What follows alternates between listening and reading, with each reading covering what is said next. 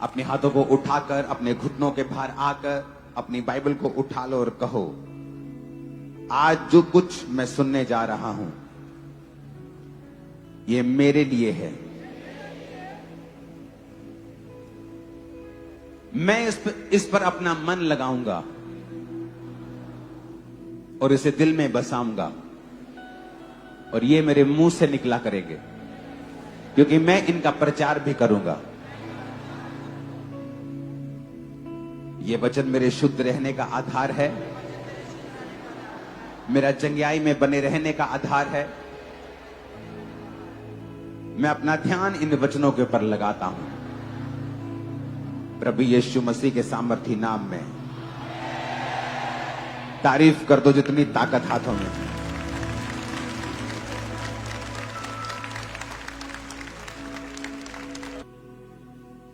जैसे जैसे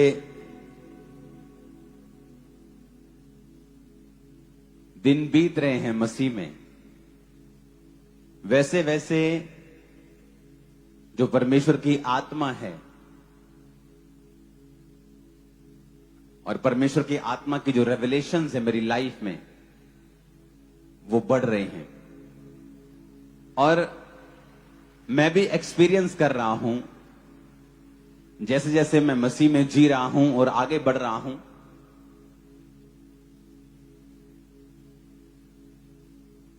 तो मैं जब दुनिया के सबसे बड़े बड़े लीडर से मिल रहा हूं, उनसे बात कर रहा हूं, देशों के मुखियाओं से बात कर रहा हूं, तो एक चीज को मैं नोटिस कर रहा हूं कि जो परमेश्वर ने इस चर्च को ग्रेस दी है, वो रियली आप नहीं फाइंड करेंगे। परमेश्वर ने पूरी दुनिया में आप रेयरली फाइंड करेंगे ऐसी ग्रेस। आप लोग दुनिया के लिए एक मिस्ट्री बन चुके हो कि ये क्या हो रहा है, कैसे हो रहा है।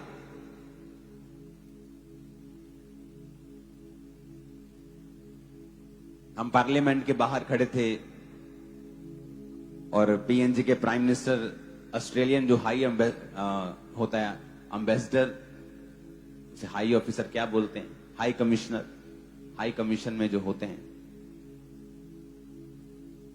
तो उनको वो बता रहे थे जब मैं उनसे मिल रहा था कि do you know this pastor, he has 7 lakh members in India in church. वो कह रहा था 700,000, दैट्स टू मच। क्योंकि वहां फॉरेन में अगर हमें 2,000 बंदे की चर्च बनानी है तो 2,000 कार पार्किंग चाहिए, सिस्टम चाहिए। यहां पे अगर मुझे 10,000 बंदा और एंटर करना है, कुछ नहीं चाहिए, टेंट लगाएंगे, एंटर कर देंगे।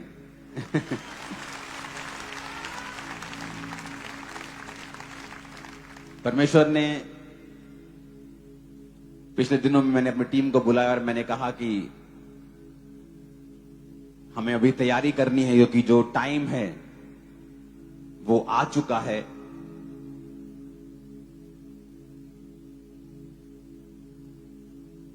कि 25,000 जो चेयर्स हैं वो चर्च में लगाई जाएं।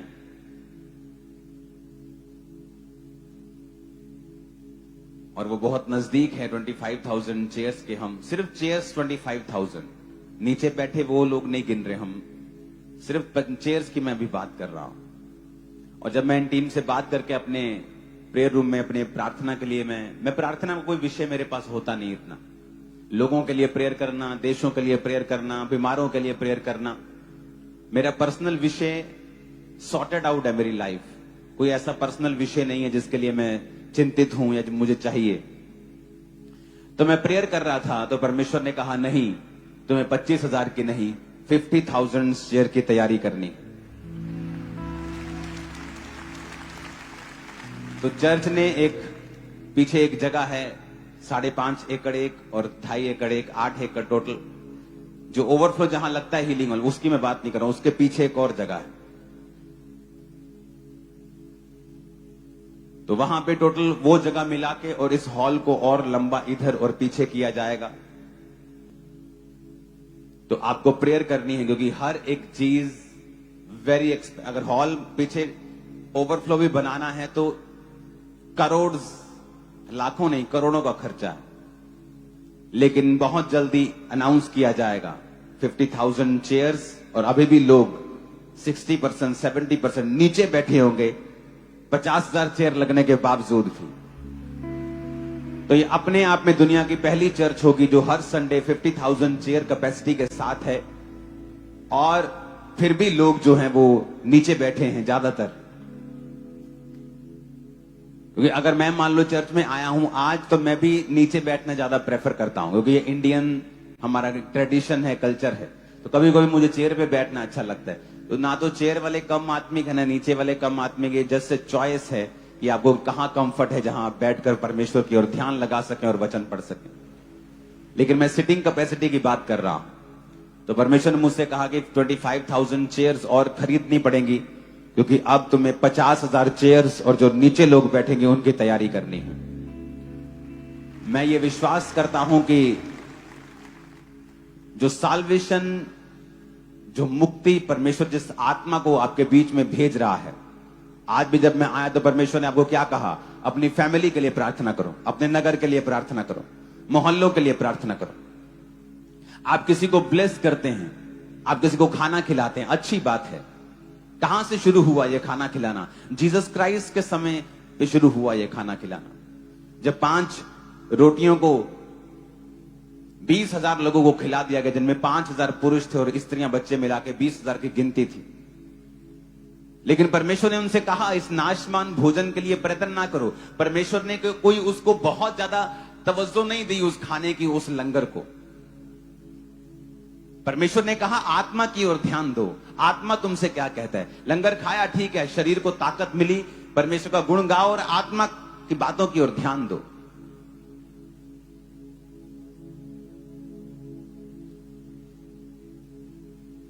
लाखों मील्स हैं जो चर्च हर महीने फ्री लोगों को देती है, लाखों के हिसाब से, हजारों नहीं है। आपको मालूम है चैरिटी चलती है, घर बनाए जाते हैं, विडोज को राशन होता है, फीस लोगों की पे होती है, मेडिकल एक्सपेंस लोगों के पे होते हैं। बट ये छोटा हिस्सा है, चाहे बड़े लेवल पे की जा रही है, लेकिन बड़ा हिस्सा है किसी की रूह को बचाना। आप किसी के शरीर को ब्लेस करते हैं, कितनी देर तक? इस दुनिया में जब तक है तब तक ही उसका असर है, लेकिन ऊपर का जो लाइफ है, ऊपर की जो जिंदगी है, वो कहीं अधिक लंबी, लाखों करोड़ों साल लिखा अनंत जीवन तक तू इसका फल भोगेगा, या तो अनंत जीवन तक तू ऊपर जाके शर्मिंदा रहेगा क्योंकि तूने परमेश्वर का काम नहीं किया और तू परमेश्वर के नाम में सेव नहीं हुआ, या तो अनंत जीवन तक परमेश्वर के राज्य में आनंद को भोगेगा। क्योंकि यही एक धर्मी का हिस्सा है कि परमेश्वर ने आपको अनंत जीवन, जिस तरह परमेश्वर मरता नहीं, उसने आपको अनंत जीने के लिए बनाया। तो किसी को ऐसा ब्लेस करना कि वो अनंत जीवन तक जिए, ये बड़ा है। इसलिए परमेश्वर ने क्या कहा? उसने ये भी कहा कि अगर तू भूखा है तो उसे खिला। क्योंकि मैं कहूंगा मैं जेल में था, तू मुझसे मिलने आया, मैं भूखा था, तूने मुझे खिलाया। और हम कहेंगे प्रभु हमने तुझे कब खिलाया? प्रभु कहेगा तुमने छोटों के साथ जो किया तुमने मेरे साथ किया।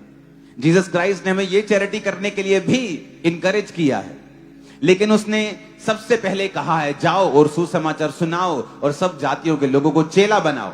शुरू से लेके अंत तक जो मैंने तुम्हें बातें माननी सिखाई हैं, उन्हें मानना सिखाओ, और देखो जगत के अंत तक मैं तुम्हारे संग हूं। सबसे इंपॉर्टेंट, परमेश्वर ने स्वर्ग में जाने से पहले, जी उठने के बाद, स्वर्ग में जीवित चढ़ाए जाने से पहले ये इंस्ट्रक्शन दी थी कि जाओ और सुसमाचार सुनाओ। आज मुझे दुख होता है मोस्टली उन लोगों के लिए जो बॉर्न क्रिश्चियंस भी हैं। आप उनसे जाकर मिलें और बात करें और पूछें उनसे कि इस हफ्ते कितने लोगों को आपने जीसस क्राइस्ट के बारे में बताया है? बोलेंगे अच्छा, ये तो मैंने कभी सोचा ही नहीं था। आपने कितने लोगों से प्रभु यीशु मसीह के बारे में बात की है? आपने कितने लोगों को रिकमेंड किया है चर्च जाने के लिए? कितने लोगों को आपने टेस्टिमनी दिखाई है? आप हील नहीं कर सकते, आप प्रीच नहीं कर सकते, तो क्या आप वीडियो भी नहीं दिखा सकते? क्या आप वो बता भी नहीं सकते कि जहां पर परमेश्वर जिन जिन जगहों पर कार्य कर रहा है, क्या आप उनके बारे में बात भी नहीं कर सकते?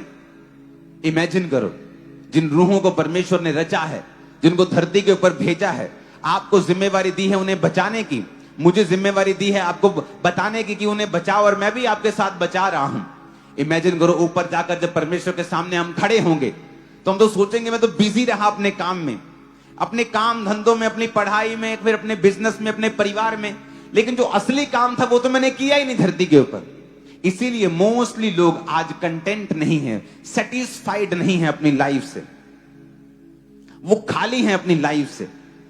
उनकी जिंदगी में उनको समझ नहीं आ रही कि वो क्या करें, क्रिश्चियन होने के बावजूद भी वो आनंद उनकी जिंदगी में क्यों नहीं है, वो ब्लेसिंग उनकी लाइफ में क्यों नहीं है। पैसा तो है लेकिन वो भी अन्य लोगों की तरह सफर कर रहे हैं लाइफ में, क्यों? क्योंकि परमेश्वर ने जो कहा हमने वो पूरा नहीं किया। जैसे जैसे मैं अपनी लाइफ को जीसस क्राइस्ट में बिता रहा हूं, मैं ये नोटिस कर रहा हूं और रियलाइज कर रहा हूं कि एक्चुअल में परमेश्वर अब कुछ करता नहीं है आपकी लाइफ में, वो सब कुछ कर चुका है। जितना मैं मसीह में आगे बढ़ रहा हूं, मैं ये रियलाइज कर रहा हूं कि एवरीथिंग जो हम सफर कर रहे हैं इस दुनिया में, चाहे वो पास्टर है, चाहे विश्वासी है, चाहे एक पास्टर बिजनेसमैन है, चाहे एक विश्वासी है, चाहे वो काम करने वाला है, anything you are suffering with, कुछ भी जो आप सफर कर रहे हैं, एक्चुअल में वो उसका कारण परमेश्वर की अज्ञान, परमेश्वर के वचन का ज्ञान ना होना और हमारी अज्ञानता है। एक्चुअल में जब आप बाइबल के डीप अध्ययन में चले जाएंगे, आपके साथ कुछ बुरा घटता है, या आपके साथ कोई परीक्षा का समय होता है, या सडनली कुछ आपके साथ ऐसा होता है जो आपके कंफर्ट को खराब करता है, और आप सोचते हैं कि परमेश्वर ने मेरे लिए जान दी है, परमेश्वर ने मेरे लिए ये किया है, पर मैं सफर क्यों कर रहा हूं, मैं सफर क्यों कर रही हूं, मेरा बिजनेस क्यों सफर कर रहा है, मेरी लाइफ सफरिंग्स में क्यों है। सडनली आप लाखों सवालों के साथ घिर जाते हैं, आप लाखों सवालों के साथ, शैतान आप पर अटैक और हमला करता है, आपकी स्पिरिचुअल लाइफ के ऊपर अटैक करना चाहता है, वो आपके फेथ के ऊपर क्वेश्चन करने लगता है। सडनली आप फिर क्या महसूस करते हैं कि आपको कोई जवाब नहीं मिल रहा, जब तक आप बाइबल पकड़ के बैठते नहीं और आप परमेश्वर की आत्मा से सहायता मांगते हैं, आप प्रभु की आत्मा से हेल्प मांगते हुए जब परमेश्वर की आत्मा को बोलते हैं कि परमेश्वर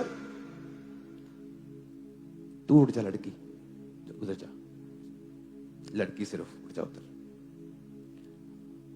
और आप कहते हैं परमेश्वर मैं क्या करूं।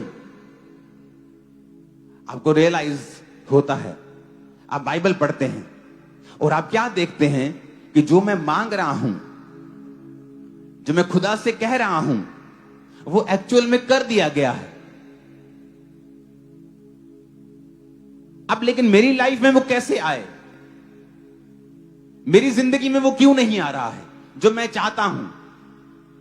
अगर परमेश्वर ने वो मूल्य अदा कर दिया है तो पंगा कहां है,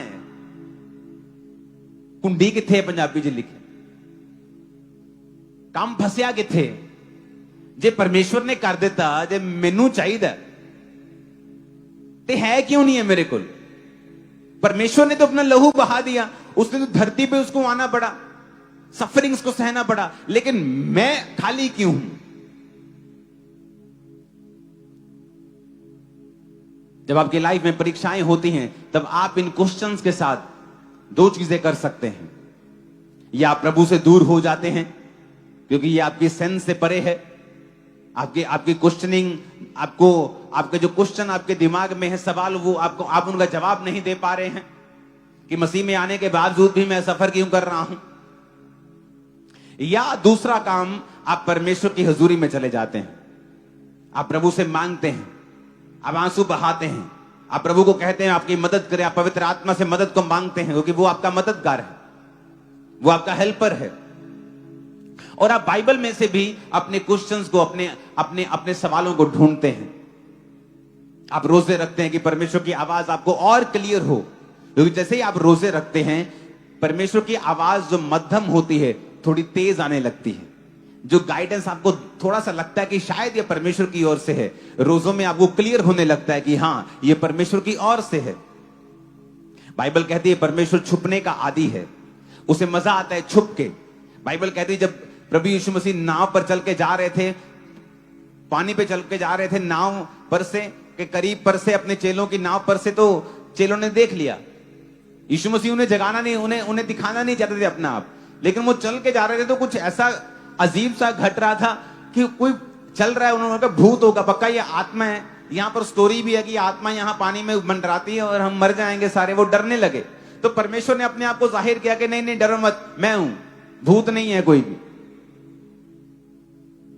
तो परमेश्वर उसका एक गुण है छिपना, और वो चाहता है कि उसके बच्चे उसे ढूंढें। जैसे आप बच्चों के साथ घर में छुपन छुपाई खेलते हो ना, आप छुपते हो, आपका बच्चा आपको ढूंढता है, फिर खुश हो जाता है। परमेश्वर छुपता है और वो चाहता है कि उसके बच्चे उसे ढूंढें। वो छुपेगा कैसे? जब आपके सवालों का जवाब नहीं आएगा। आप सब कुछ कर रहे होंगे, फिर भी आपकी लाइफ में कुछ घटता है, क्योंकि परमेश्वर उस वक्त उस व्यक्ति को जो सिखाना चाहता है, वो आपको दुनिया की कोई यूनिवर्सिटी नहीं सिखा सकती। आपका कोई रिश्तेदार, आपका मां बाप, पति पत्नी, बच्चे, कोई नहीं सिखा सकता जो उस समय परमेश्वर आपको सिखाएगा। इवन लोग आपको मिसजज करेंगे। अयूब के दोस्त आगे कहते तूने पक्का कोई गलत काम किया होगा, ऐसी इतनी मुसीबत थोड़ी आई है, परमेश्वर अन्यायी थोड़ी है, ये तो पक्का शैतान का काम है, तूने कुछ पंगा लिया होगा। आपके लोग आपसे पूछेंगे तुम पापी हो क्या, क्योंकि परमेश्वर आपको कुछ सिखाना चाहता है उस समय। और वो परीक्षा तब तक चलेगी जब तक आप अपने आप को परमेश्वर के साथ सेटल करके, उसके साथ कमरे में बैठकर आप रोज परमेश्वर के सामने अपनी कमियों को देखेंगे और आप रियलाइज करेंगे, बाइबल को पढ़ेंगे, कहां चूक हुई आप ये भी चेक करेंगे, कहां मैं आगे बढ़ूं आप ये भी चेक करेंगे, या परमेश्वर मुझे क्या सिखाना चाहता है आप ये भी चेक करेंगे।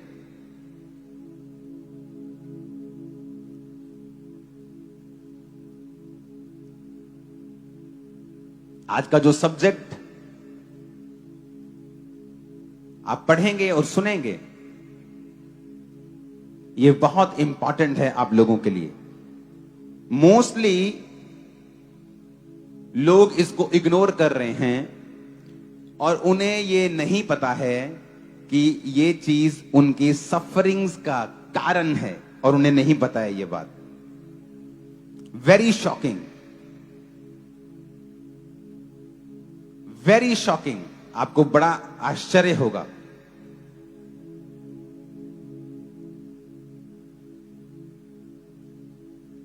जो चीजें आज मैं आपको सिखाना चाहता हूं परमेश्वर के नाम में, उसे बड़े ध्यान से आपको समझना होगा। अपने पड़ोसी को बोलो, जीसस ने कहा चेले बना।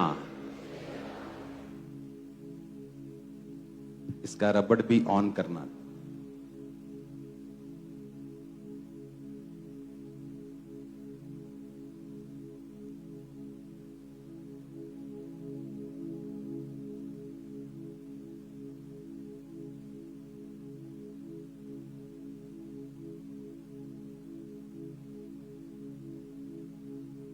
डिसिप्लिन, डिसाइपल शब्द, चेला शब्द डिसिप्लिन से निकला है।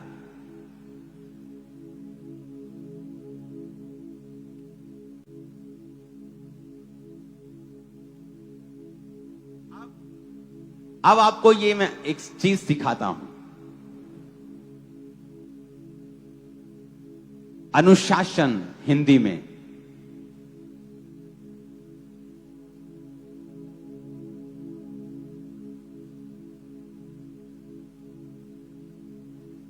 जैसे हिंदी में अनुयायी बोलते हैं,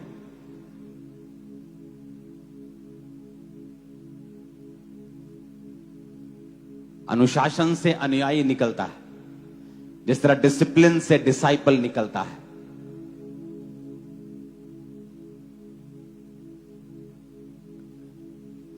फर्स्ट डिसिप्लिन जो आपके लाइफ में आपको चाहिए वो है आपके माइंड का डिसिप्लिन। क्योंकि आज जो चीज मैं आपको बताऊंगा वो आपको शॉक कर देगी।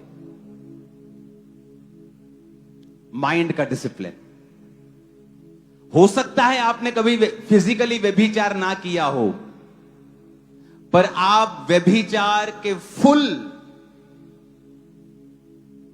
जो प्रॉब्लम्स आती हैं उसके बाद अपनी लाइफ में फेस कर सकते हो, अगर आप मन में व्यभिचार करते हो तो भी।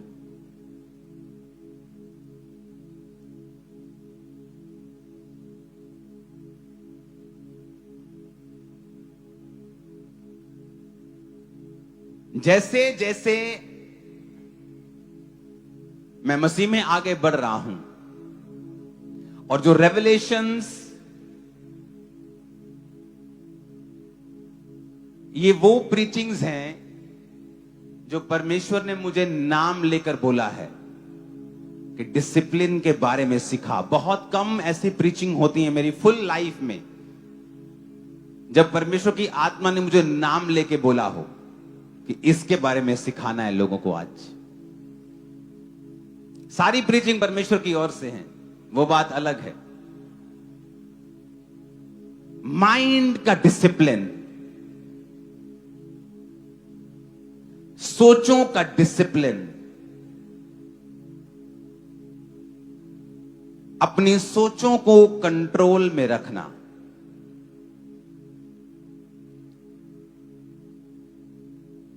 फिलिप्पियों 4 उसकी 8 में लिखा, इसलिए हे भाइयों, जो जो बातें सत्य हैं उसको हटाना मत। ओके, अगर ऐसे ही वापिस आएगा तो हटा दो, फिर कोई बात नहीं। अपने पड़ोसी को बोलो, जो जो बातें सत्य हैं,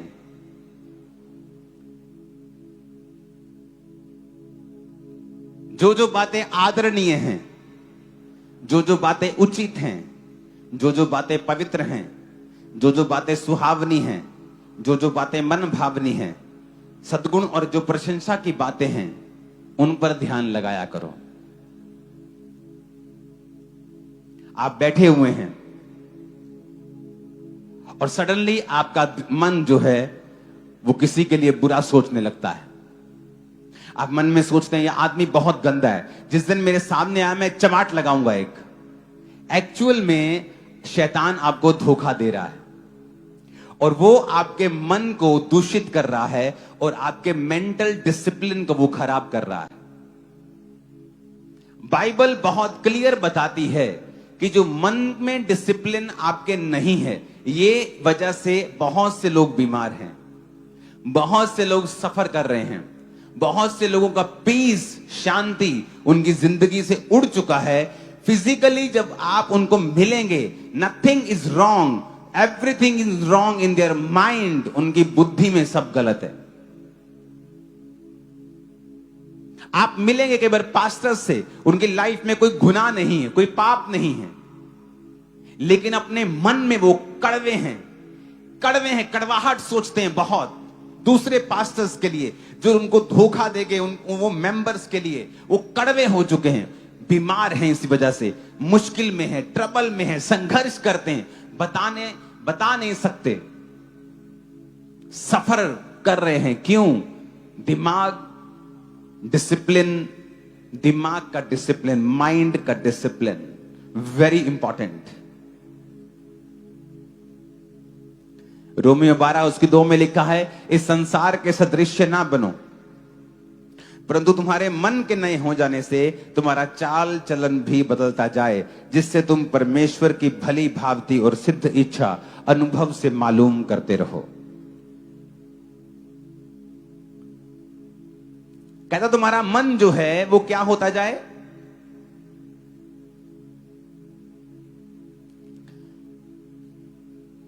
बोलो, नया हो जाए। अपने पड़ोसी को बोलो, नया हो जाए। और कैसे होगा मन नया?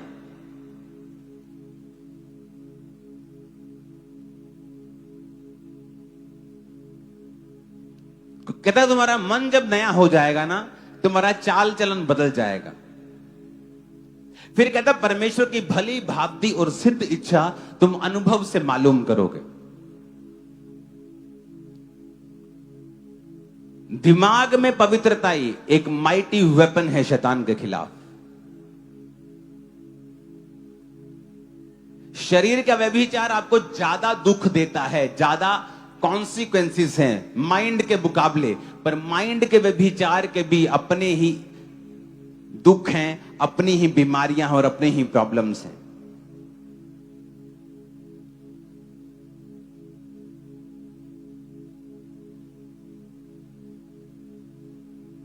हालेलुया। फिर से बोलो डिसिप्लिन। क्योंकि अगर डिसाइपल बनना है, बोलो अपने पड़ोसी को, अगर डिसाइपल बनना है तो डिसिप्लिन में जीना होगा। ऊंची आवाज में कहो आमीन।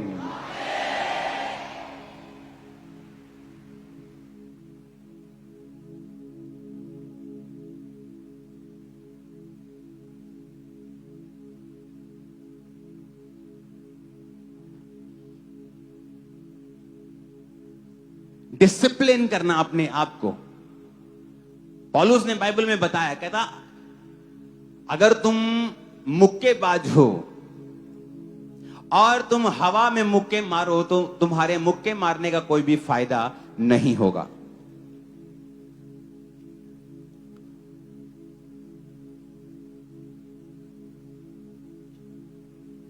कहता अगर तुम दौड़ते हो तो सही दिशा में दौड़ना,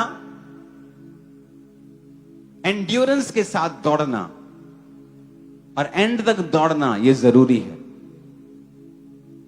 कहता दौड़ में दौड़ते सभी हैं पर इनाम एक लेके जाता है, जो तेज भी दौड़ा है और एंड तक भी दौड़ा है। नीति वचन 4 उसकी 23 में लिखा है, सबसे अधिक अपने मन की रक्षा कर। अपने पड़ोसी को बोलो, सबसे अधिक अपने मन की रक्षा कर। फिर से बोलो, सबसे अधिक अपने मन की रक्षा कर, क्योंकि जीवन का मूल स्रोत तेरा मन है। अपने पड़ोसी को फिर से बोलो ये बात, सबसे अधिक अपने मन की रक्षा कर, क्योंकि जीवन का मूल स्रोत तेरा मन है। ऊंची आवाज में बात करो अपने पड़ोसी से।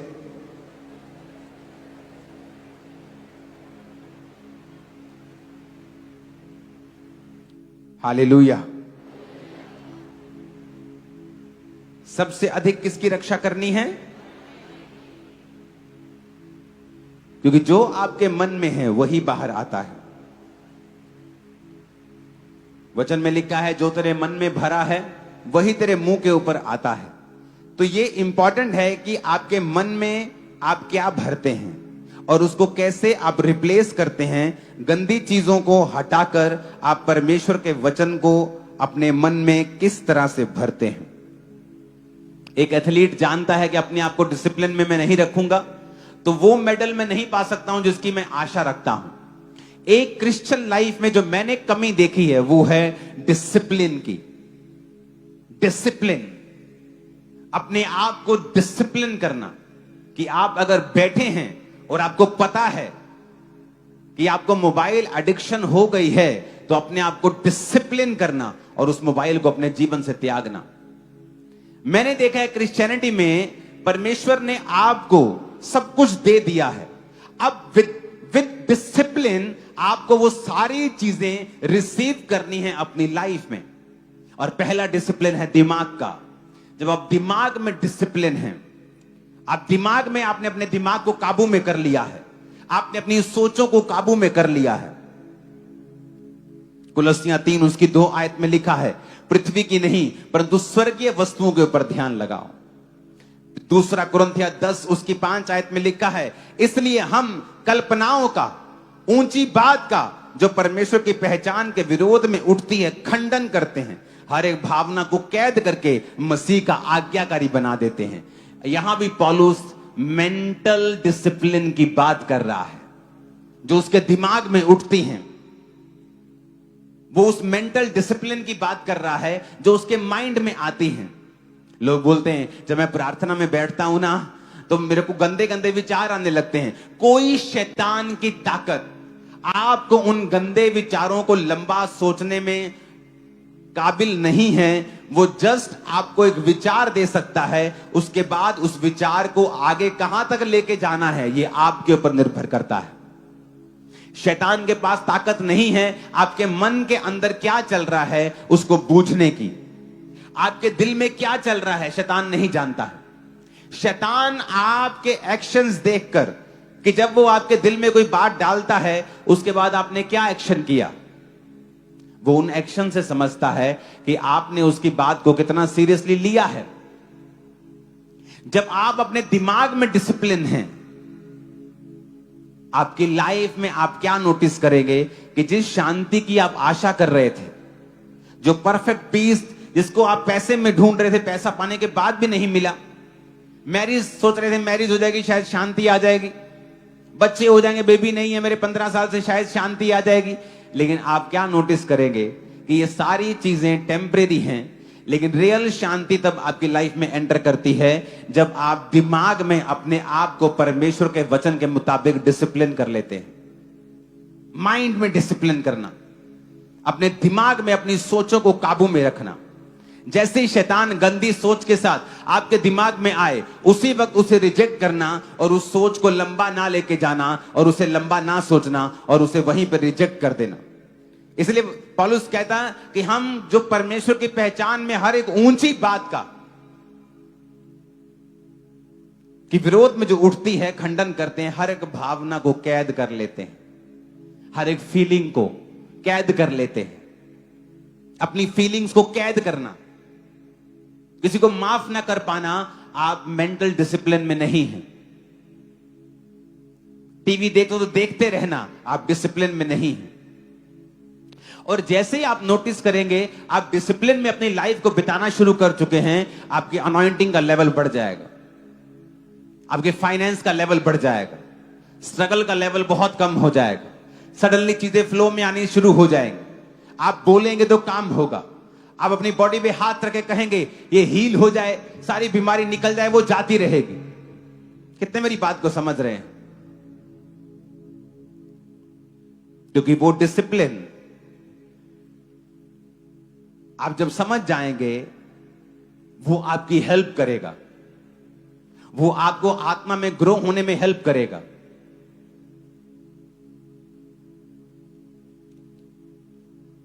आमीन, ऊंची आवाज में बोलो जरा।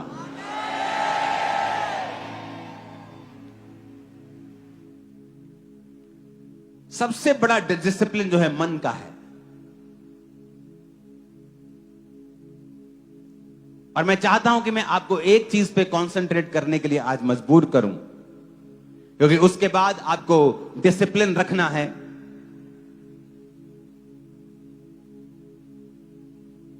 अपनी बॉडी पर,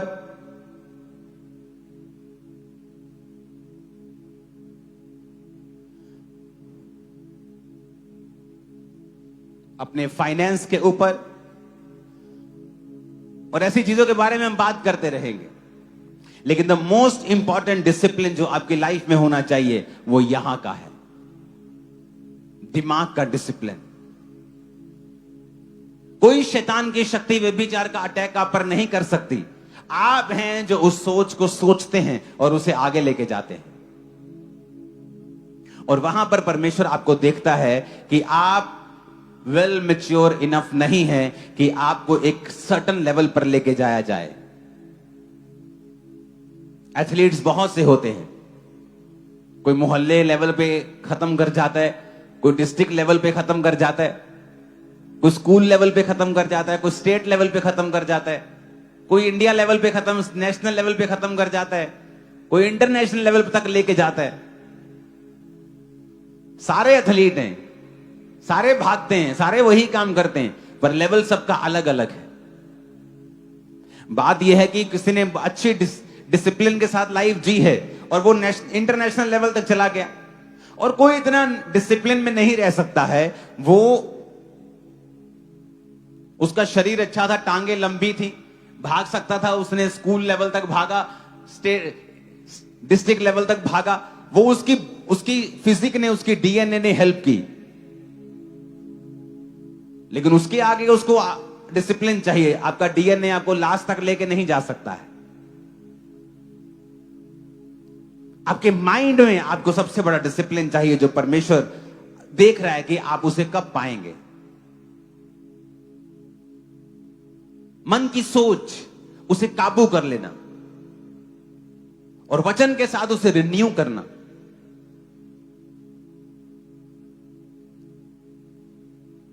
लोग पूछते हैं परमेश्वर क्या चाहता है मेरे जीवन में, मुझे कैसे मालूम परमेश्वर की इच्छा क्या है? बाइबल कहती है, परमेश्वर कहता है संसार के सदृश्य ना बन। फिर कहता तुम्हारे मन के नहीं होने जाने से तुम्हारा चाल चलन बदलता जाए, जिससे तुम परमेश्वर की भली भांति और सिद्ध इच्छा अनुभव से मालूम करते रहो। यानी जब भी तुम्हारे जीवन में तुम्हें परमेश्वर की इच्छा मालूम होनी होगी, उससे पहले एक काम होगा कि तुम्हारा मन जो है वो रिन्यू होना शुरू होगा, तुम्हारा मन जो है वो नया होना शुरू हो जाएगा। मैंने ऐसे लोग देखे, जब मैं एक यूथ ग्रुप में था तो बहुत से लड़के लड़कियां रोजे रखते थे 40 फास्टिंग। अगर मैंने मान लो 5 बार रखे तो उन्होंने कम से कम 1-2 बार उन्होंने भी रखे, और 2 बार बहुत होता है एक साल में 40 रोजे रखना। पास्टर्स भी नहीं रखते तो इस साल में 2 बार। लेकिन उन लड़के लड़कियों में एक प्रॉब्लम थी, कुछ तो फिजिकल व्यभिचारी थे लेकिन कुछ सिर्फ मेंटल व्यभिचारी थे, सिर्फ दिमाग में गलत सोचते। और ये बात वो अपने पास्टर से शेयर भी करते थे कि हमारे दिमाग में गलत सोचें आती और लगातार आती रहती। और जब मैं मसीह में ग्रो हुआ तो मैंने क्या समझा कि ये सारी सोचों को तुम खत्म कर सकते हो 1 सेकंड में। अपना ध्यान इन पे ना लगाओ, क्योंकि तुम अपना ध्यान दे रहे हो, इसलिए शैतान आ रहा है। और मैंने क्या नोटिस किया, जो उन्होंने फास्टिंग की, जो उन्होंने प्रार्थना की, वो कभी भी उस लेवल तक नहीं जा पाए और कभी भी परमेश्वर में बढ़ नहीं पाए। लेकिन दिखने में तो लगता, अगर बाहर से कोई देखकर उनकी स्टोरी समझेगा तो कहेगा अरे इतने रोजे रखे, बड़े क्यों नहीं? वो अंदर हम जानते वो क्यों नहीं बढ़े। वो स्टोरीज मुझे पता है, जो उनके साथी लोग हैं उनको पता है वो क्यों नहीं बढ़े। लोगों को क्यों नहीं, लोग सवाल कर सकते थे, क्योंकि जो मेंटल डिसिप्लिन है ये वेरी इंपॉर्टेंट और फर्स्ट स्टेप है आपकी क्रिश्चियनिटी में। अगर आप यहां डिसिप्लिन नहीं है, उसका असर आपकी बॉडी में नजर आएगा, आपके अंगों पे नजर आएगा, उसका असर आपके फाइनेंस पे नजर आएगा, आपके बच्चों पे, आपकी पत्नी पे, पति पे, आपके परिवार पर भी उसका असर नजर आएगा। क्योंकि जैसे आप मेंटल डिसिप्लिन में जीना शुरू करेंगे, समथिंग विल चेंज। वो फियर खत्म हो जाएगा, कुछ होगा आपकी लाइफ में ऐसा जो पहले कभी नहीं हुआ। वो अनॉइंटिंग जिसमें आप संघर्ष करते थे आपकी लाइफ में फ्लो कर रही है, आप नोटिस करेंगे। वो चीजें जिसमें आप स्ट्रगल कर रहे थे आपकी लाइफ में फ्लो करने लगेंगी, आप नोटिस करने लगेंगे। कुछ बदलाव होगा आपकी लाइफ में जो पहले नहीं था, जैसे ही आप मेंटल डिसिप्लिन में जीना शुरू करेंगे। ऊंची आवाज में कहो हालेलुया।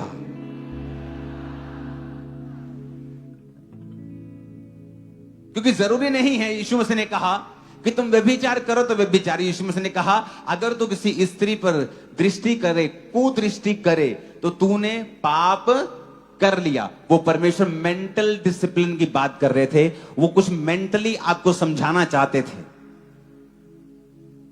कि उसका भी एक अपना असर है जो आप दिमाग में करते हैं। कई बार आपकी लाइफ में जो प्रॉब्लम है उसकी वजह से उतना आप असल में फिजिकली टॉर्चर नहीं होते हो जितना मेंटल टॉर्चर होते हो। आपकी लाइफ में बेबी नहीं है, वो इतना प्रॉब्लम नहीं है कई बार, लेकिन उसकी वजह से जो मेंटल टॉर्चर आपको होता है वो प्रॉब्लम है। क्योंकि शैतान का जो बैटलफील्ड है, जो लड़ाई का स्थान है, एक्चुअल में वो आपका मन है।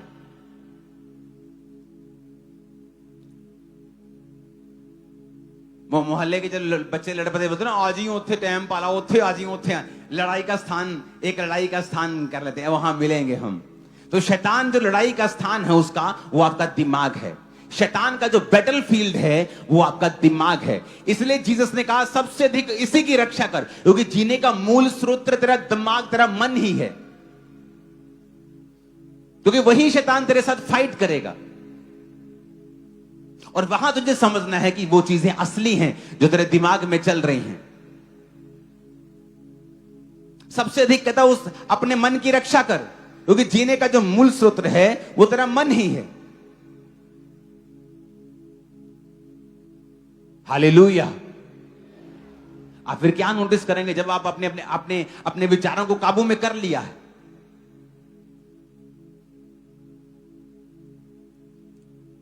आप देखते हैं कि जब आपको कोई प्रॉब्लम होती है तो उस प्रॉब्लम से तो मुश्किल हो ही रही है, लेकिन शैतान आपके दिमाग को टॉर्चर कर रहा है उस प्रॉब्लम के कारण। वो ज्यादा प्रॉब्लम है। जो फिजिकल प्रॉब्लम है वो तो आपके है ही, पर आप ज्यादा सफर कर रहे हैं मेंटल टॉर्चर में, क्योंकि वो शैतान का बैटलफील्ड है। वहां पर आकर वो काम करना चाहता है। उस एरिया में जहां लड़ाई है, आपको आत्मिक युद्ध करना पड़ेगा।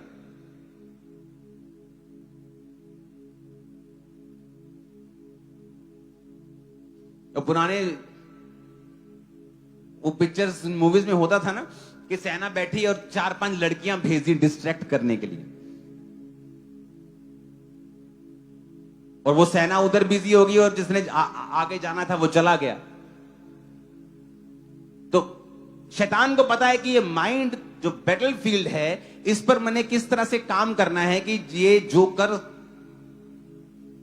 ना चाहता है, जो कर सकता है, वहां कहीं ना जा सके।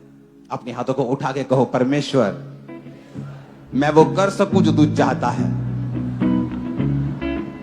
ऊंची आवाज से बात करो खुदावंद से।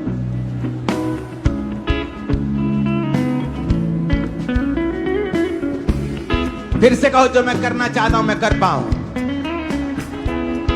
कहो खुदा से, मैं दिमाग में डिसिप्लिन को लेने पाऊं। ऊंची आवाज में।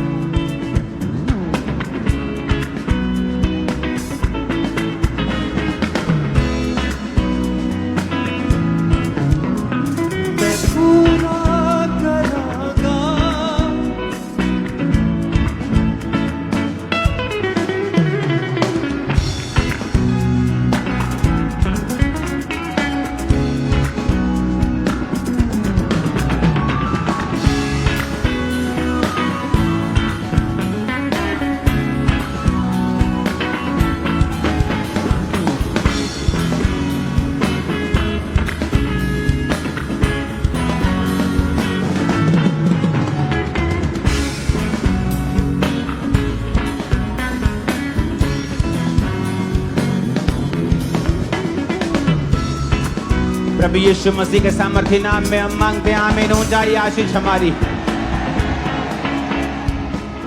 Hallelujah. As a child of God, एक परमेश्वर का बेटा बेटी होने के नाते परमेश्वर ये चाहता है कि एक परमेश्वर का जन, एक परमेश्वर का बच्चा मेंटल डिसिप्लिन में जिए।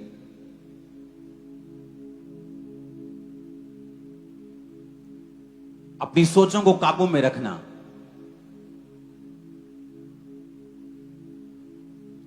कई बार आप लोगों से मिलते हैं जो डिलीवर नहीं हो रहे होते, और आप क्या नोटिस करते हैं कि सारी प्रॉब्लम उनके दिमाग में है। बिना पाप की वजह से भी, जो शारीरिक रूप में तो नहीं है, पर उस दिमाग, उन सोचों की वजह से शैतान ने उन्हें बंधन में डाला हुआ है।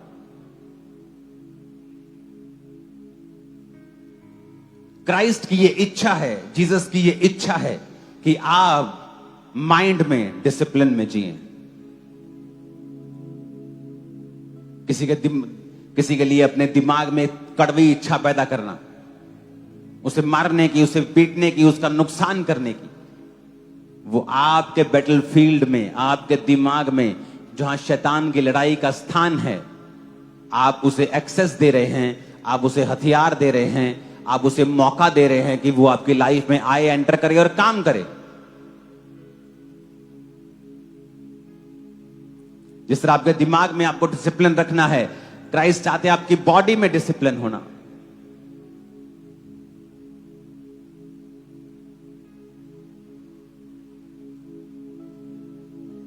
और ये बात मैं बहुत बार आपको बता चुका हूं कि अगर आप शारीरिक रूप में भी डिसिप्लिन नहीं हैं, आप परमेश्वर का लंबा काम नहीं कर सकते। पौलुस कहता, मैं अपने शरीर को मारता, मुक्कों से मारता हूं, मारता कूटता और वश में लेके आता हूं, ऐसा ना हो मैं दूसरों को प्रचार करके खुद किसी रीति से निकम्मा ठहरूं।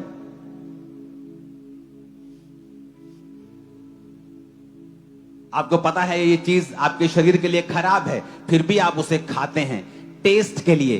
आप एक अच्छे डिसिप्लिन्ड क्रिश्चियन नहीं हैं, क्योंकि आपकी जो बॉडी है वो ग्लोरीफाई करने के लिए दी गई है गॉड को। तो बाइबल कहती है जो कोई इस शरीर को नाश करेगा मैं उसे नाश करूंगा। क्या तू नहीं जानता ये पवित्र आत्मा का मंदिर है? लेकिन फिर भी हम इस बॉडी को डिस्ट्रॉय करना चाहते हैं हर उस गंदी चीज से, लेकिन क्योंकि वो हमारी जीभ को टेस्टी लगती है, लेकिन अंदर जाके वो क्या हाल करेगी हमें इस बात की परवाह नहीं।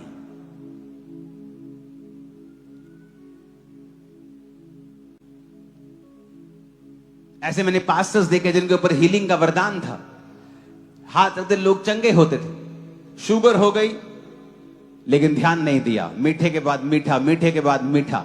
अगर शैतान ने किसी चीज से आपको ग्रसित किया है, आप उसके खिलाफ फाइट करें, गुड डाइट के साथ, एक्सरसाइज के साथ, प्रार्थना के साथ, स्क्रिप्चर्स के साथ परमेश्वर के सामने जाएं, और तब तक जाएं जब तक वो शुगर गायब नहीं हो जाती।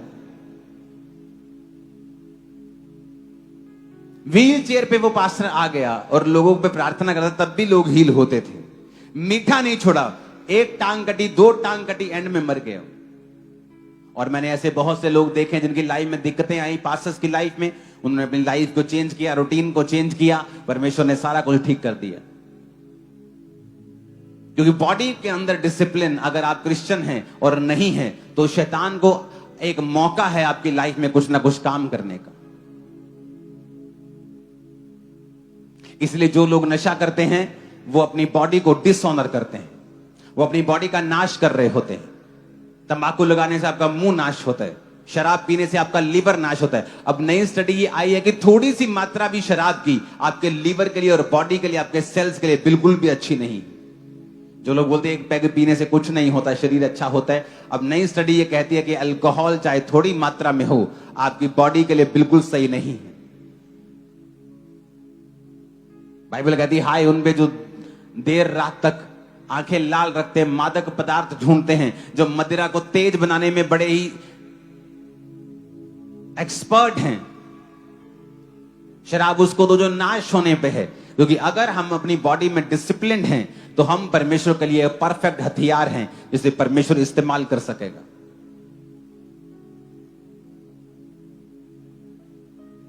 Hallelujah, hallelujah.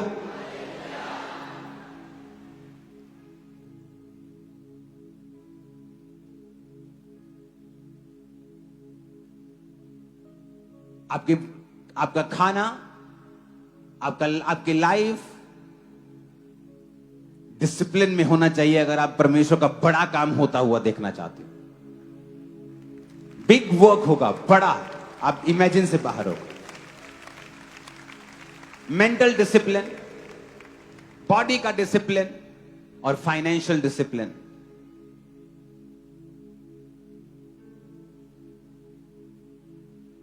दो 2016 में मैंने आपसे एक बात कही थी। मैंने कहा था आने वाले समय में जिसके पास सोना होगा वो अमीर होगा। जाओ अब ढूंढो 10 साल पुरानी वीडियोस। अगर तुमने पैसा इन्वेस्ट किया होता सोने के अंदर, भाई साहब आप लाला जी होते। आज लाला जी बोलते लोग आपको, लाला जी, सेठ जी। तुम लोग यार बहुत महंगा है, क्या पास्टर जी आप बात कर रहे हो, 20,000 तोला, 20-25 हजार रुपए तोला, कौन लेगा इतना महंगा। मैंने कहा जिसके पास सोना होगा, चांदी होगी, वो अमीर होगा। आपके पास पैसा पड़ा रहेगा, उसकी वैल्यू कम होगी, बढ़ेगी नहीं।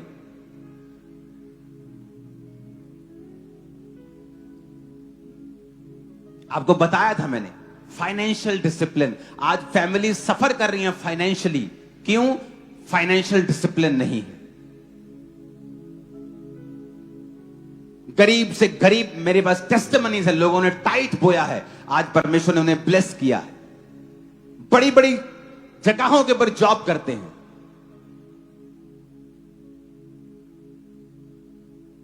फाइनेंशियल डिसिप्लिन, कुछ भी हो जाए टाइट मिस नहीं होता, ऑफरिंग्स मिस नहीं होती। Financial discipline. और जिस जगह डिसिप्लिन है वहां परमेश्वर है। फाइनेंशियल डिसिप्लिन की हम चाहे जितना मर्जी कमाएं, हम अपनी लाइफ का 30%, 30% हर महीने सेव करेंगे। हर महीने 30% का हम सोना खरीद लेंगे, चांदी खरीद लेंगे, कुछ भी कर लेंगे, लेकिन हर महीने जितना हम कमाते हैं उसका 30% सेव करेंगे। जिस दिन आप 15,000 कमाते थे, आप 14,000, 14.5, 15 खर्च करते थे। आपकी तनख्वाह अगले महीने 20,000 हो गई, आप नोटिस करते 2-3 महीने में आपका खर्चा भी 20,000 है। क्यों? क्योंकि डिसिप्लिन नहीं है। Financial discipline. आप कभी पॉवर्टी से, गरीबी से बाहर नहीं आ सकते अगर आप फाइनेंशियल डिसिप्लिन में नहीं है तो आप नहीं आ सकते।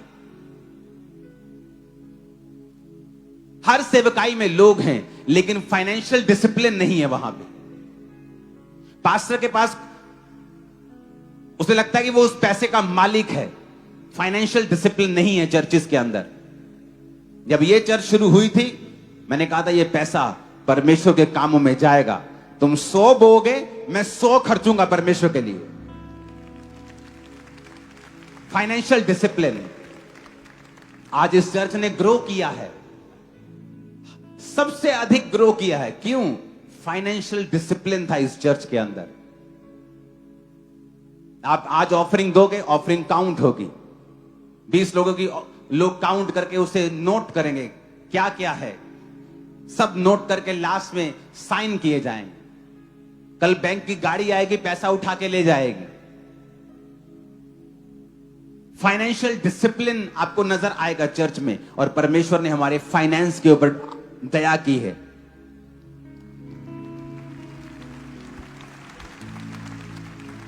आज लोग पूरे वर्ल्ड से यहां पर आकर यहां बोना चाहते हैं। क्यों? उन्हें वो फाइनेंशियल डिसिप्लिन नजर आता है।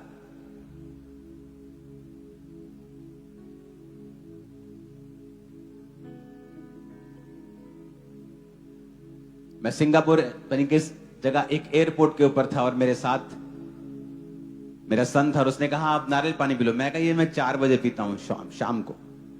कहता इतना, उसने डिसिप्लिन देखा। जब मॉर्निंग दोपहर कितना खाना है उतना खाना है। वो कहता मैंने ऐसा कभी नहीं देखा। मैंने कहा अगर मुझे कुछ करना है तो मुझे डिसिप्लिन में आना पड़ेगा रिजल्ट लेके आने के लिए। अगर डिसिप्लिन नहीं है रिजल्ट नहीं आएगा।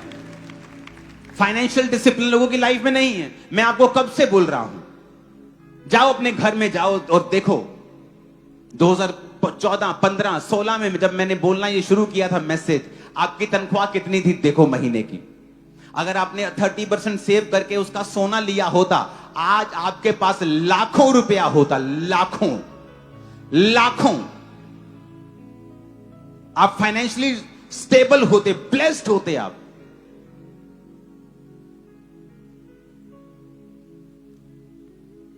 क्योंकि मैंने आपको बोला था कि आपके पास जितना है उतने में सेव करें। कम कमाते तो भी सेव करें, खर्चे कट करें, कम करें, सेव करें। सेविंग कभी खत्म नहीं होनी चाहिए। टाइथ ऑफरिंग्स कभी कैंसिल नहीं होनी चाहिए। मैं तो हैरान हूं कि आपकी तनख्वाह 20,000 है और आपके पास आईफोन है। कैसे? मैंने आज तक, अगर आईफोन 10, 9 मैंने कब से आ रहा है ना, आई थिंक मैंने 13 खरीदा होगा अपने पैसों से। आई थिंक 1-2 फोन शायद मैंने खरीदे होंगे। मुझे सारे फोन मैं खरीदता नहीं हूं, गिफ्ट आ गया तो यूज करना है। इमेजिन करो मैं ऐसे चलता हूं और मैं यूथ को देखता हूं कितनी तनख्वाह 25,000, उसके बाद आईफोन है। तुम्हें आईफोन नहीं चाहिए, तुम्हें इन्वेस्टमेंट चाहिए मेरे भाई इस समय। इसीलिए तेरी लाइफ फाइनेंशियल कहीं की नहीं है। थोड़ी सी तेरे घर में मुसीबत आए तुझे मांगने की जरूरत पड़ जाती है। क्यों? क्योंकि तू एक बैड फाइनेंशियल डिसिप्लिन में है। बैड डिसिप्लिन है तेरा, फाइनेंशियली तू बैड है, तू बुरा है फाइनेंशियली। डिसिप्लिन नहीं है तेरी लाइफ में। हर एक व्यक्ति जो आज अमीर है, वॉरेन बफे जो दुनिया का टॉप अमीरों में ही होता है वो। दूसरे तीसरे पहले चौथे पांचवे, कभी 10वें, कभी 9वें, कभी दूसरे तीसरे पे होता है, कभी पहले पे आ जाता है। सुनो उसकी स्टोरी। बचपन में उसको 5 पाउंड मिले, उसने इन्वेस्ट कर दिए। बात यहां की है,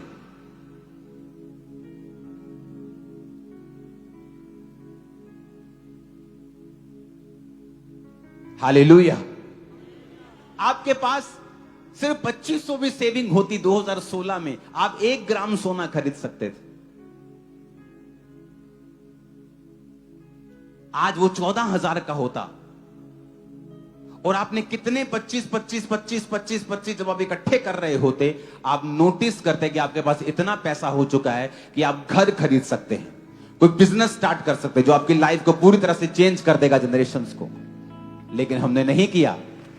हम उसी तरह चलते रहे, हम उसी तरह खर्चते रहे, उसी तरह से करते रहे, मांगते रहे, बस मांगते ही रहे, खर्चा करते रहे और जरूरत पड़ने पे लोन उठाते रहे, लोन की किस्तें उतारते रहे, फिर कुछ हो गया, फिर मांग लिया, फिर लोन दे दिया, फिर खत्म कर दिया। आप इस तरह से चले।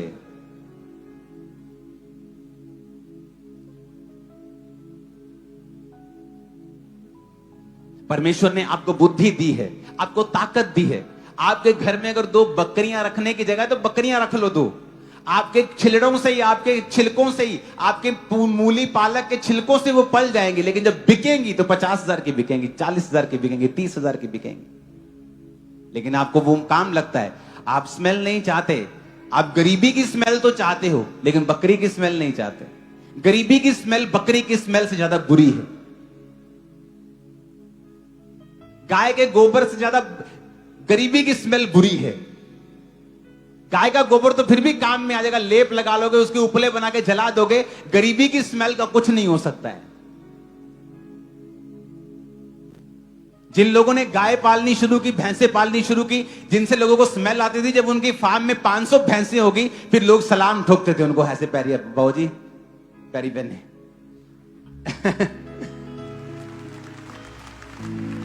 फाइनेंशियल डिसिप्लिन और क्रिश्चियन वेरी बैड स्टेट में है, क्योंकि फाइनेंशियल डिसिप्लिन में नहीं है। अपना काम नहीं सोचते हैं, आप क्या कर सकते हैं, स्टार्टअप्स नहीं सोचते हैं, प्रॉब्लम सॉल्व करने के बारे में नहीं सोचते। फेसबुक क्या है, प्रॉब्लम सॉल्व की। क्या ईमेल करते थे लोग, कोई ऐसा प्लेटफॉर्म नहीं था जहां लोग सोशली अपने आप को शेयर कर सकें। मैं मनाली घूम के आया हूं, ये मेरे बच्चों की तस्वीर है, एक प्लेटफॉर्म बना दिया। आज दुनिया की सबसे अमीर कंपनीज में से एक है। Financial discipline. मैं बोलता गया चर्च को कि आने वाले समय में पैसे की वैल्यू कम होगी।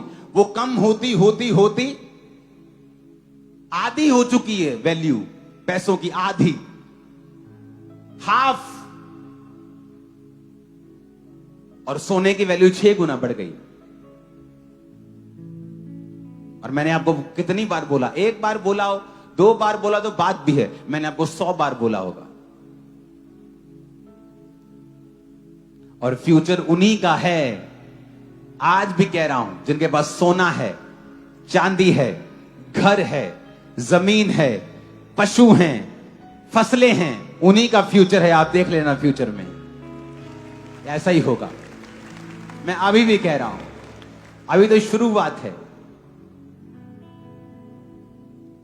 मेरे पास बहुत नहीं है जैसा आप सोच रहे हैं, क्योंकि मेरे पास आता है, मैं बो देता हूं।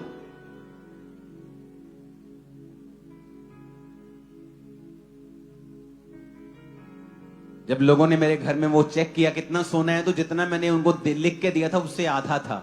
कहते आधा कैसे? मैं कहा हमारी आदत है, चर्च में गए को अच्छा वचन लगा, चैनी पकड़ी, बो दिया। 2-3 दिन पहले मैं अपना पर्सनल सोना परमेश्वर में बो के आया हूं। सोना बढ़ रहा है, इसका मतलब यह नहीं कि मुझे उससे प्यार है, मैंने आपको सलाह दी है, मैं तो बो के आया हूं उल्टा। कितने लाख का होगा मुझे मालूम नहीं, लेकिन काफी ज्यादा था वो। बात यह है कि अगर आप फाइनेंशियल डिसिप्लिन में होंगे, आप प्रभु का काम कर पाएंगे। अच्छा, ये बात बताओ, आपने क्यों अभी तक मेरा क्रूसेड नहीं करवाया अपनी जगह के ऊपर? 99% लोग बोलेंगे मैं चाहता हूं, मेरे पास पैसा नहीं। तो पैसा एक रुकावट बन गया कि नहीं बन गया? चलो सबसे पूछो, तुमने क्यों नहीं करवाया? तुम चाहते हो करवाऊं? हां। 25 लाख खर्च लोगे? नहीं है नहीं मेरे पास। अगर तुमने कमाया होता, अगर इस चर्च के पास पैसा है तो कहां जा रहा है? खुदा के कामों में। जब धर्मी के हाथ में पैसा आएगा तो वो खुदा के काम करेगा और शैतान को जमीन पे घुटनों पे ला देगा वो। हालेलुया। अमेरिका क्यों आज तड़ी दिखाता है? पैसा, मनी इज पावर। वो अपने पैसे को यूज करते हैं अच्छी चीजों के लिए। तो क्रिश्चियन सेव करे, सेविंग करना शुरू करे आज भी। अब ये फाइनल कॉल समझ लो परमेश्वर की। सेविंग अपनी हैबिट बनाओ, सेविंग। मेरे पास बहुत करोड़ों रुपया नहीं था, लेकिन जब मेरे पास पैसा आया मैंने आईफोन नहीं खरीदा। हालांकि मैं अमीर हूं, मैं तो आईफोन 10 ले सकता हूं। जब मेरे पास पैसा आया मैंने महंगी चीजें नहीं खरीदी, मैंने घर खरीदा जिसकी वैल्यू डबल हो चुकी है। मैंने अपनी अर्निंग से वो चीजें बनाई हैं जिनकी वैल्यू बढ़ेगी, कम नहीं होगी। कितने मेरी बात को समझ रहे हैं? हमें बुद्धि की भी जरूरत है। अगर इस चर्च का ज्यादा खर्चा होता, होने तो मुझे क्या लेना है? मैं कौन सा, ये चर्च का पैसा मेरे घर आता है, होने दो खर्चा। लेकिन जब चर्च शुरुआत हुई, जब चर्च के पोस्टर्स बनते थे, मैंने कहा कितने का पोस्टर बना? कहते 2 रुपए का एक पोस्टर। मैंने कहा बहुत महंगा है, क्योंकि मैं होलसेल फैमिली से आता हूं। होलसेल जगह जहां मेरा जन्म हुआ, जलंधर में लाल बाजार, अटारी बाजार, जहां सुनियारा बाजार है। तो मैंने कहा मैं जहां से आता हूं ये चीज सस्ती होनी चाहिए। कहते कितने की होनी चाहिए? मैं कहा जाओ दोबारा मार्केट घूमो। मार्केट घूम के आए, कहते बाबा जी सस्ता करा लिया हमने। मैं कितने का? कहते 1 रुपए 65 पैसे का एक पोस्टर। मैंने कहा अभी भी महंगा है। कहते इससे सस्ता नहीं होगा। मैं कहा नहीं, जाओ वहां पे जहां छपते हैं, जाओ भागो। भगाया, वापिस आए, बाबा ये और सस्ता कर दिया। कितने का? 1 रुपए 31 पैसे का। तीसरा हिस्सा उड़ गया। अगर 100 रुपए खर्चा होना था तो 33 उड़ गए, 66 रह गए। मैंने कहा नहीं अभी भी महंगा है, अभी भी कुछ करो। कहते इससे सस्ता नहीं होगा। वो बोल रहे लाखों पोस्टर का ऑर्डर दोगे तो ये रेट लगेगा। मैंने कहा नहीं महंगा है। मैंने अपने पर्सनल पैसों से एक मशीन खरीदी, चर्च के पैसों से नहीं, अपने पर्सनल पैसों से एक प्रिंटिंग मशीन खरीदी। और आज वो जो पोस्टर जो 2 रुपए का पड़ता था, 15 पैसे का पड़ता है, सिर्फ 15 पैसा। 1 रुपए के 6 प्रिंटिंग का खर्चा आता होगा, इससे भी कम। और मैं चर्च को फ्री करके देता हूं। चर्च सिर्फ अपना कागज देती है। फाइनेंशियल डिसिप्लिन, फाइनेंशियल मैनेजमेंट, किस तरह से चर्च का, खुदा का पैसा बचाकर परमेश्वर के राज्य में लगाना है, किस तरह से अपने पैसे को इस दिशा में इन्वेस्ट करना है कि फ्यूचर में आप भीख ना मांगो।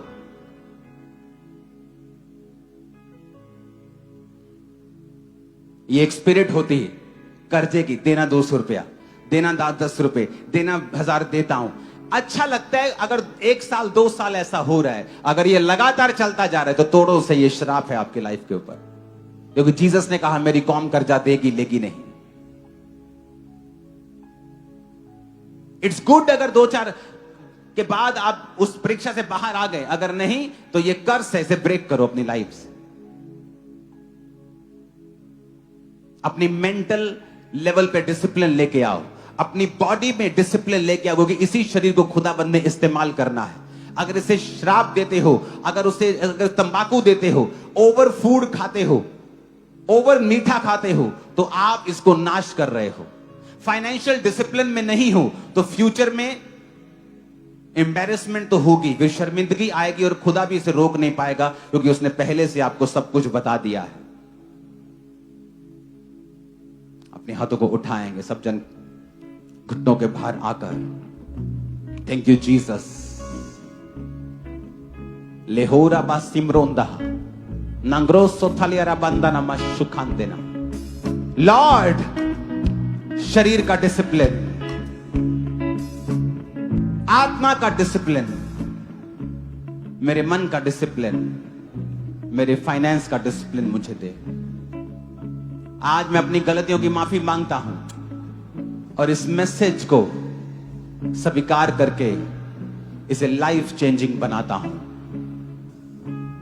अपने हाथों को उठाओ, यह इंस्ट्रक्शन है।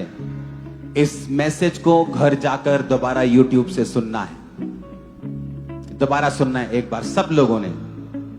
मैं भी खुद इसे दोबारा सुनूंगा और खुदाबंद आपसे बात करेंगे, क्योंकि वो आपसे बात कर भी रहे हैं। उठाओ अपने हाथों को, थैंक यू जीसस बोलो। मेरा यीशु मेरे नाले